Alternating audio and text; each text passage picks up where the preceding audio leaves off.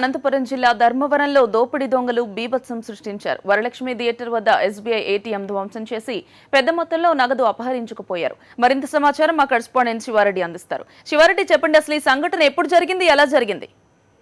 గౌతమి, అనంతపురం జిల్లాలో దోపిడీ దొంగలు రెచ్చిపోతున్నారు. ఎందుకంటే ఒకవైపున చైన్ స్నాచింగ్, ఆలయాల చోరీలకు పాల్పడుతున్న దుండగులు మరోవైపున ఏటీఎంలను టార్గెట్ చేస్తున్నారు. ఎందుకంటే ధర్మవరం వరలక్ష్మి థియేటర్ వద్ద అర్ధరాత్రి వేళ ఎస్బీఐ ఏటీఎం ని దొంగలు ప్రవేశించారు. పూర్తి స్థాయిలో ధ్వంసం చేశారు. ఎందుకంటే ఎస్బీఐ ఏటీఎం ని ఎత్తుకెళ్లేందుకు ప్రయత్నించారు. అదేవిధంగా దాన్ని ధ్వంసం చేసి అందులో ఉన్న నగదును తీసుకెళ్లేందుకు ప్రయత్నించారు. ఎంతకీ లాక్ రాకపోవడంతో ఒకసారిగా బీభత్సం సృష్టించారు. అక్కడున్న అద్దాలు, అదేవిధంగా ఏటీఎం ని పూర్తి స్థాయిలో ధ్వంసం చేశారు దుండగులు.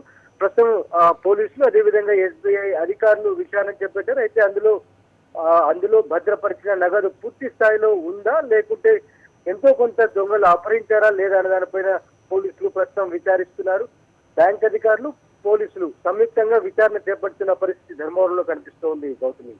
Right, thank you Sivareddy.